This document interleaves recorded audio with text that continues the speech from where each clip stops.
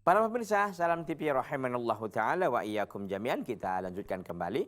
Wa laqad ra'aituna wa ma yatakhallafu anha illa munafiqun ma'lumun nifaq.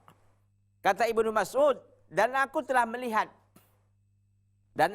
melihat kita semua dan tidak ada yang menyelisihi atau meninggalkan salat berjamaah illa munafiqun ma'lumun nifaq, kecuali dia seorang munafik yang ma'lumun nifaq, nyata-nyata kemunafikannya. Walaqad kana rajulu yu'ta biha. Walaqad kana rajulu yu'ta bihi. Dan sungguh ada seorang laki-laki yu'ta bihi, didatangkan ke masjid. Yuhada baina rajulaini, dia dipapah. Ya, dipapah dia di antara dua orang laki-laki, hatta yuqama fi shaf, sehingga dia ditegakkan, diberdirikan di dalam shaf. Ini keadaan para sahabat radhiyallahu taala anhum ardhahum.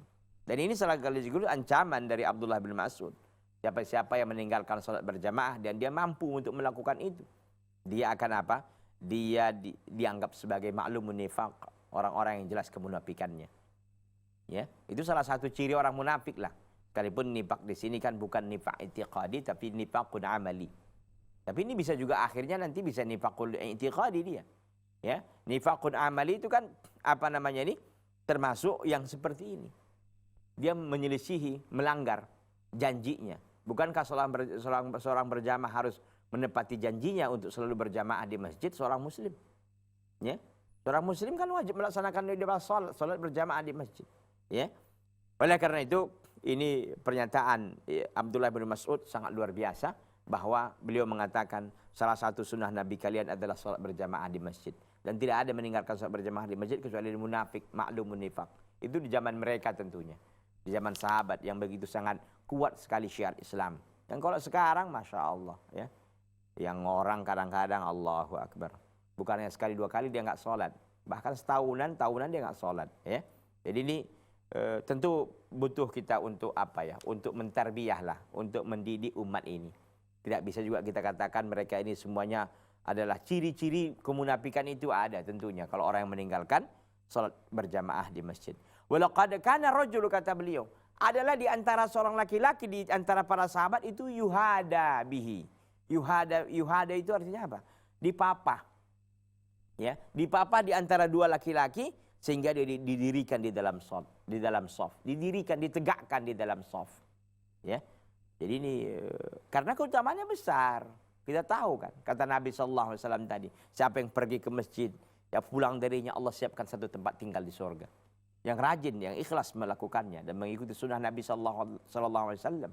Dan memang harus dipastikan ya, yang seperti ini tadi disebutkan ini harus dipastikan bahwa amalnya ikhlas karena Allah. Yang kedua, dia mengikuti Nabi, al-ikhlas wal ittiba atau mutaba'ah, ya, ikhlas dan mengikuti tata cara Nabi sallallahu alaihi wasallam. Dan ini kan syarat terimanya ibadah. Dan rukun ibadah kan ada 3 kata para ulama, yaitu al-hub, cinta, dilandasi karena cinta kepada Allah. Kemudian al-khauf, rasa takut dari Allah Subhanahu. Yang ketiga adalah al-raja, rasa pengharapan dari Allah Subhanahu wa taala. Ini rukun ibadah. Rukun ibadah itu ada 3, al-hub, cinta, yang kedua ar-raja, al-khauf, takut, yang ketiga ar-raja, mengharap. Ya, pengharapan kita hanya kepada Allah Subhanahu wa taala. Ini apa namanya ini? Asar dari Abdullah bin Mas'ud ini dicatat oleh Imam Muslim rahimahullah rahmatan wasi'atan, ya. Baik, kita lanjutkan. Wa yablughu ihtimamu ar-rasuli sallallahu alaihi wasallam bi amril jama'ati fil masjid an yahumma ya bi tahriqi buyuti tarikil jama'ati min ghairi udhrin id yaqul wa yablughu ihtimamu ar-rasul wa yablughu ihtimamu ar-rasuli sallallahu alaihi wasallam bi amril jama'ah, dan sampailah puncak, ya, ihtimamur rasul, kepedulian Rasul, ya, sampailah puncak kepedulian Rasul sallallahu alaihi wasallam bi amril jamaah, dengan masalah salat berjamaah fil masjid, di masjid, an yahamma ya, an yahumma bi tahriqi buyuti tarikil jamaah, bahwa beliau berkeinginan, ya, berkeinginan Ya. Berkeinginan untuk apa? Bitahriki buyuti tarikil jamaah. Untuk membakar rumah-rumah yang meninggalkan salat berjamaah. Min ghairi udrin, tanpa ada udzur. Idh yaqul. Ketika itu beliau berkata, walladzi nafsi biyadih. Demi jiwaku berada di tangannya, di tangan Allah Subhanahu wa taala. Laqad hamamtu. Aku sudah berkeinginan an amura bihatabin fayuhtatab. Ya, aku memerintahkan, kata beliau, aku sudah berkeinginan, aku memerintahkan orang-orang bihatabin untuk mengumpulkan kayu bakar. Fayuhtatab, lalu dikeringkan supaya siap untuk dibakar. Tsumma amura bis shalah, kemudian aku memerintahkan untuk ditegakkan salat. Fayu'adzan laha, maka ditegakkan adzan. Maka apa namanya ini? Ditegakkan salat, ya. Nabi SAW memerintahkan orang untuk melakukan salat lalu diadzankan. Artinya kan salat itu diiringi, diawali dengan adzan sebagai tanda masuk waktu, kan begitu. Tsumma amura rajulan fayumman nas, kemudian aku memerintahkan seseorang untuk menjadi imam kepada manusia. Tsumma ukhalifu ila rijalin fa uharriqu alaihim buyutahum. Kemudian aku pergi, artinya Nabi enggak ikut salat jamaah nih. Nabi pergi untuk apa? Pergi ke laki-laki yang mereka ini tidak salat berjamaah, fa uharriqu alaihim buyutahum, lalu aku bakar rumah-rumah mereka. Kalau hari ini Rasul masih ada, udah banyak rumah yang terbakar, ya. Kenapa rumahmu terbakar? Dibakar Rasul. Kenapa enggak salat berjamaah? Ketahuan, ya. Oleh karena itu ikhwati fillah, ini luar biasa nih petunjuk Nabi sallallahu alaihi wasallam. Jadi kalau hari ini pemimpin sebenarnya bisa melakukan ini, ya. Pemimpin-pemimpin kita bisa melakukan ini sebenarnya. Karena mereka punya hak, kan begitu, untuk menyampaikan, ya. Sekaligus juga melakukan eksekusinya. Ketika ada orang yang memang enggak ada udurnya, dia meninggalkan salat berjamaah, Masya Allah. Ini hadis riwayat Al-Imam Bukhari dan Imam Muslim. Begitu tegasnya Nabi SAW terkait dengan perkara salat berjamaah ini. Makanya jangan pernah tinggalkan, ikhwan. Makanya saya katakan kalau Rasul hidup di antara kita hari ini, ya, subuh-subuh rumah kita terbakar. Kenapa? Rasul yang bakar. Kita mau melawan rupanya. Nggak bisa. Karena itu perintah dari Allah SWT. Ya. Nabi berkeinginan. Artinya begitu tegasnya Nabi SAW. Begitu pentingnya ternyata salat berjamaah itu. Ya. Laqad hamamtu, kata Nabi. Walladzi nafsi biyadih. Demi jiwaku berada di tangannya. Aku berkeinginan untuk memerintahkan orang untuk mengambil kayu bakar. Fayuhtatab, lalu diambil, dikeringkan supaya siap untuk dibakar. Tsumma amuru bis shalah. Kemudian aku memerintahkan untuk ditegakkan salat. Fayu'adzan laha, adzan, ya, kemudian tentu iqamat.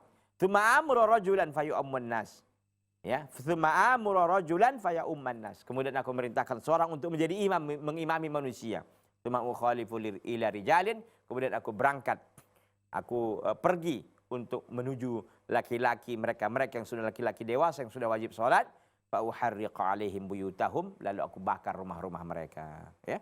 Oleh karena itu ikhwati fillah, a'azzani Allah taala wa iyyakum jami'an, para pemirsa Salam TV yang berbahagia, penting kita untuk melakukan ibadah salat. Bagi istri-istri yang punya suami malas salat, suruh ingatkan dengan hadis ini. Mas, Bang, ingat hadis Nabi. Nabi mau loh membakar rumah kalau yang meninggalkan salat berjamaah tanpa ada uzur. Ingatkan ini, ya. Kalau dia nggak mempan dengan yang kita sampaikan tadi, kadang-kadang laki-laki ini nggak mempan.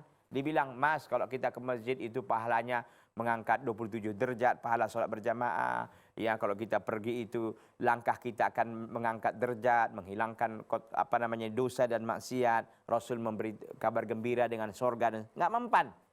Nggak mempan gitu kan. Ingatkan dengan hadis ini. Ancaman Nabi SAW. Ya, jadi ini para istri juga ikut berperan.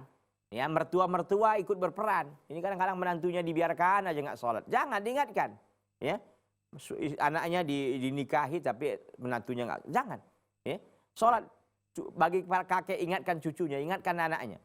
Ini kadang-kadang orang tua yang saat kita sedihkan, dia nyuruh anaknya sholat, sementara dia nggak sholat. Sama seperti para istri memerintahkan anaknya juga, perempuan, ya, memerintahkan anaknya berjilbab, dia nggak berjilbab, bahkan dia pun buka aurat. Na'udzubillah min dzalik. Ini nggak benar. Orang tua itu sebagai suri tauladan bagi anak harus menjadi contoh, ya. Baik.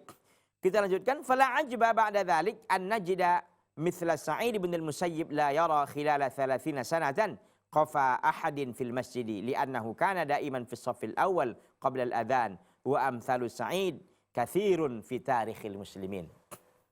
Fala ajba, maka tidak mengherankan. Apa tidak mengherankan? Ba'da dzalik, setelah hal itu, artinya setelah yang kita jelaskan tadi hadis-hadis bahkan pun ancaman Nabi sallallahu alaihi wasallam, bahwa Sa'id bin Musayyib itu tidak melihat, ya tidak melihat di salasina sanatan 30 tahun apa namanya ini qafa ahadin, yaitu apa? Di belakang kudu, ya, kudu seseorang di masjid. Kenapa? Karena dia selalu di saf yang pertama. Baik para pemirsa, Salam TV rahimani Allah taala wa iyyakum jami'an. Jangan kemana-mana, kita jeda sejenak. Jangan lupa untuk terus menyaksikan acara ini. Kita akan kembali setelah yang satu ini.